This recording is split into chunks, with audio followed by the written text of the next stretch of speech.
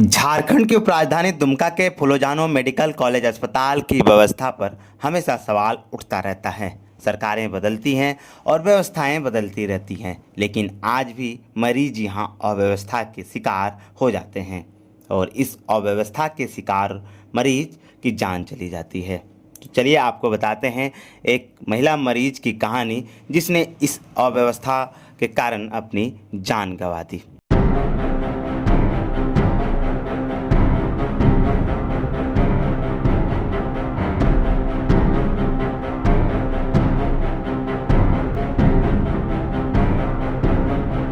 झारखंड के राजधानी दुमका के गोपीकांदर के चतुर्मंडल के अनुसार वह अपनी मौसी को लेकर दुमका के फूलोजानो मेडिकल कॉलेज अस्पताल में गुरुवार की सवेरे 3 बजे के आसपास पहुंचता है। सांस लेने में उसके परिजन को दिक्कत हो रही थी, यह कहते हुए उसने डॉक्टर के पास मरीज का इलाज कराया। डॉक्टर ने इलाज शुरू किया और महिला मरीज को भर्ती करने के बाद आगे का इलाज चलने लगा। इसी दौरान यहाँ पर कार्यरत नर्सिंग स्टाफ ने ध्यान नहीं दिया। ऑक्सीजन के साथ साथ सलाइन सही समय पे उपलब्ध नहीं कराया गया।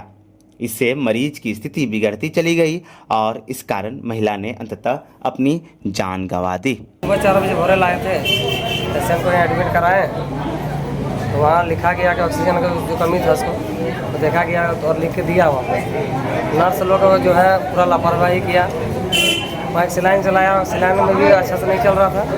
तो मेरा मम्मी जाके वहाँ पर बोली जाके सीखी कि सिलाइन देखिए अच्छा से नहीं चल रहा। तो वो नर्स लोग बोल रही है अपने से सिलाइन देखिए, हम लोग नहीं देख पाएंगे, सीधे झाड़ दी। उसके बाद हम भी फिर गए, फिर वहाँ पर जाके बोलें कि देखिए क्या क्या लिखा डॉक्टर दीजिए, कोई इमरजेंसी पेशेंट है, सांस में इसको प्रॉब्लम है। ऑक्सीजन रहने के बावजूद भी उसको ऑक्सीजन नहीं दिया गया और कुछ देर बाद उसका मृत्यु हो गया। तो इस तरह लापरवाही होगा तो आज हम लोग के साथ हुआ, किसी दूसरे परिवार के साथ होगा। तो इस तरह लापरवाही होने इतना सरकार इतना लागत से आज हॉस्पिटल बनाया है। अच्छा, ये जो पेशेंट आप लेके आए थे कहाँ से लेके आए थे? हम गोपीकांदर से लाए थे। मेरे यहाँ भागवत कथा हो रहा था, उसी में ये आई थी। रात के 1:30 बजे इसका तबीयत बिगड़ गया था। तो अचानक हम लोग फिर गाड़ी मेरे घर में था, हम तुरंत व्यवस्था था तो तुरंत लेकर आए इसको रात। फिर यहाँ जगह भर्ती कराएँ तो देख रहे हैं कि यहाँ व्यवस्था रहने के बावजूद भी इतना लापरवाही के कारण से इसका मृत्यु हो गया। इसीलिए हम लोग चाहते हैं कि यहाँ जो अस्पताल का व्यवस्था का सुधार होना चाहिए। डॉक्टर लोग देखे थे कि नहीं पेशेंट? डॉक्टर एक बार वहाँ जो सुबह लाए थे उसी में जो खाली लिखा, उसके बाद कोई आके वहाँ देखा भी नहीं उसको। और हम लोग कई बार हम लोग जा बोले कि देखिए वहाँ पर उसको इमरजेंसी है, वो मतलब ध्यान ही नहीं है उसमें। ऑक्सीजन लगाया था? नहीं लगाया था ऑक्सीजन टेबल वहाँ से बेड के पास पड़ा हुआ था, ऑक्सीजन लगाता था तो ये आदमी मरता ही नहीं। परिजनों के अनुसार महिला मरीज को सांस लेने में थोड़ी कठिनाई थी। परिजन उसे लेकर अस्पताल पहुंच गए। अस्पताल में काम करने वाली नर्स ने कहा कि सलाइन की व्यवस्था स्वयं कर लें। ऑक्सीजन बेड के बगल में था, बावजूद ऑक्सीजन नहीं दिया गया, इसलिए महिला मरीज ने अपनी जान गंवा दी। बाबू कैसे होगा? 4 बजे भोर लाए हम लोग, 4 बजे भोर लाए हैं। बोले जो यहाँ पर डॉक्टर है, यहाँ पर ऑक्सीजन में थोड़ा हेप्सी हो रहा था, तो बोले हेप्सी हो रहा तो ले जाएंगे डॉक्टर घर। तो डॉक्टर घर लाए हॉस्पिटल में, तो हॉस्पिटल में लाए हैं तो ना ऑक्सीजन दिया, ना सलाइन दिया, ना कुछ दिया। एक तो नर्स किया एक बोतल सलाइन ले आया और उसको जोबने का लूरे नहीं है, तो सलाइन को पास होगा कहाँ से, तो खोल के रख दिया। तो मौसी बोली जे नहीं, हम लोग बोला जे कैसे होगा? बोला नहीं होगा, आप लोग देखिए, आप लोग जानिए, हम लोग नहीं जानते हैं।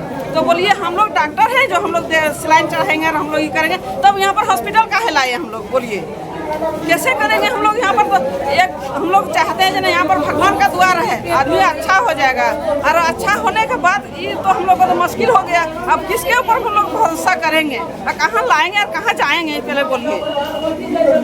मतलब सांस फूलने का दिक्कत? सांस थोड़ा सा हल्का सा, वो पूरा नहीं, हल्का। तो हम लोग बोले काहे देख के रहेंगे, ले जाएंगे हॉस्पिटल में है ये तो देखने का क्या जरूरत है?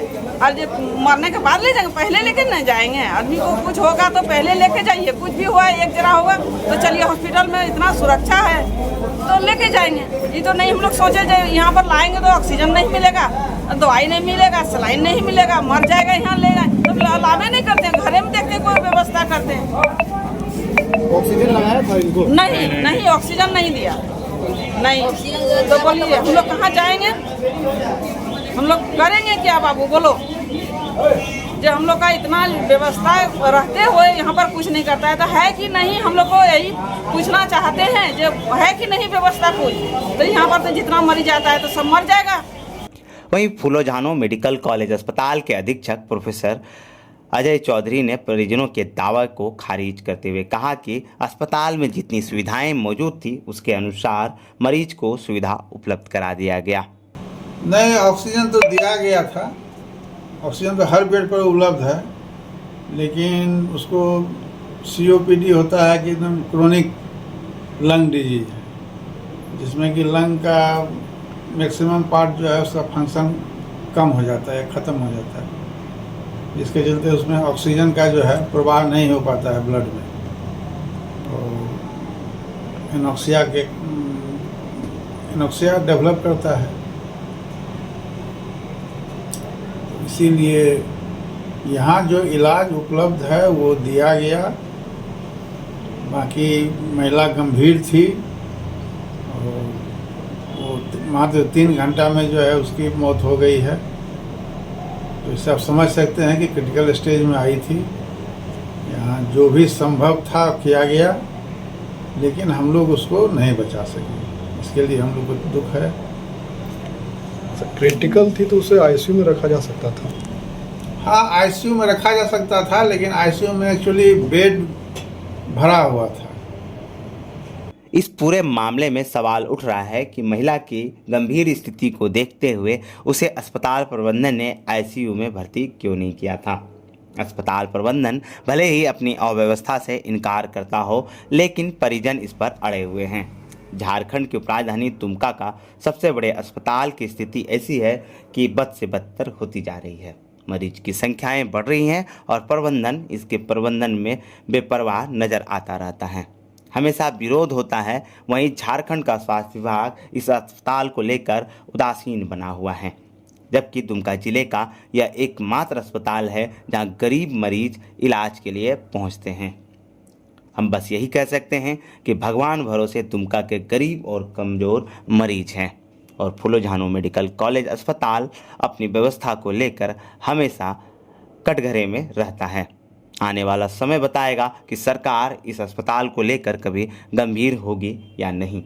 दुमका लाइव न्यूज़ के लिए दशरथ महतो की रिपोर्ट। आपके घर की शान बढ़ाने के लिए लेकर आए हैं दुमका के सबसे बड़े मार्बल और granite showroom RK marble and granite, Shri Amra bypass road पर, दुमका रेलवे स्टेशन के पीछे।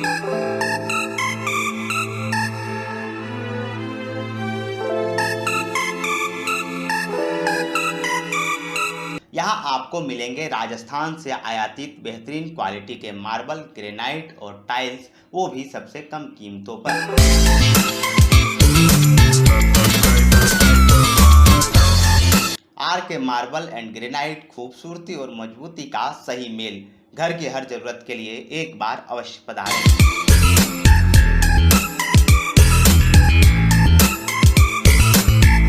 Shri Amra bypass road, Dumka railway station के पीछे।